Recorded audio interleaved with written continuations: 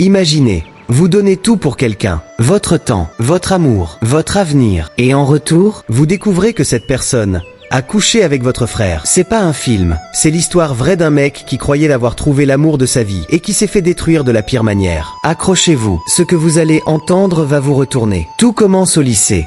Un moment où on croit encore que l'amour peut durer toujours. Julien rencontre Élise. Elle est belle, gentille, brillante. Ils tombent amoureux en une semaine. Leur relation commence comme dans un rêve. Des textos toute la nuit, des balades main dans la main, les promesses naïves d'un amour éternel. Mais très vite, Julien va montrer qu'il est prêt à tout pour elle. Trop prêt. Il fait ses devoirs et les siens aussi. Il couvre ses retards, l'aide à tricher, sèche des cours juste pour la voir.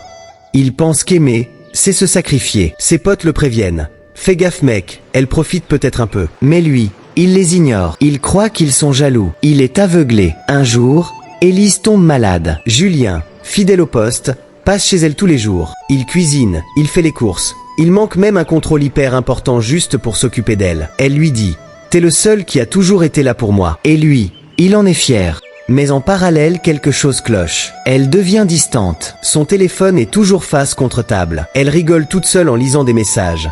Mais quand il demande, c'est toujours rien d'important. Il commence à se poser des questions. Mais il se rassure. C'est sûrement dans ma tête. Elle m'aime, non? Un soir, il rentre chez lui plus tôt que prévu. En poussant la porte, son cœur s'arrête. Il entend des rires, des voix, une voix masculine. Et là, il tombe sur son frère et Élise, assis sur le canapé. Intime, beaucoup trop. Il sursaute en le voyant. Élise murmure. Je peux t'expliquer. Mais il n'y a rien à expliquer. Julien sort. Le monde tourne. Il titube. Il est trahi. Pas par un inconnu. Pas une erreur. Par son propre sang. Et celle qu'il aimait. Cette nuit-là, il dort dehors, incapable de rentrer, incapable de pleurer. Il est vidé. Pendant des semaines, Julien ne sort plus. Il coupe son téléphone. Il refuse de manger. Il se repasse les souvenirs en boucle. Chaque je t'aime, chaque sacrifice. Tout était faux. Tout ça pour finir comme ça? Ses parents essaient de le consoler. Mais comment guérir quand la trahison vient de la famille? Et le pire, c'est que son frère continue comme si de rien n'était. Il le croise à la maison. Lui sourit même. L'arrogance de celui qui n'a aucun remords. Un jour, il craque, il explose, il hurle, il pleure. Et cette fois, il prend une décision. Il coupe les ponts, change de numéro, déménage chez un oncle, loin. Il s'inscrit à la salle de sport, reprend ses études à fond. Il se promet une chose.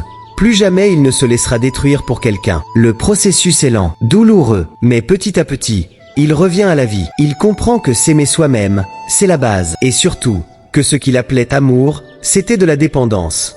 Aimer, ce n'est pas s'oublier, c'est avancer à deux, pas se sacrifier pour l'autre. Aujourd'hui, Julien a tourné la page. Il ne déteste plus son frère, il ne lui parle plus, mais il ne le laisse plus hanter ses pensées. Il ne garde aucune haine pour Élise, juste de l'indifférence, parce qu'il a compris. Ce genre d'épreuve, ça détruit ou ça transforme. Et lui, il a choisi de grandir. Et vous, vous feriez quoi à sa place ? Vous pardonneriez? Vous couperiez les ponts? Dites-le en commentaire. Et surtout, rappelez-vous de ça. Ne donnez pas tout à quelqu'un qui ne vous donne rien. L'amour, le vrai, ne demande jamais de s'oublier. Si cette histoire t'a touché, abonne-toi. Ici, on raconte des histoires vraies, puissantes, qui te font réfléchir et parfois te guérissent un peu. Active la cloche, parce que la prochaine est encore plus folle.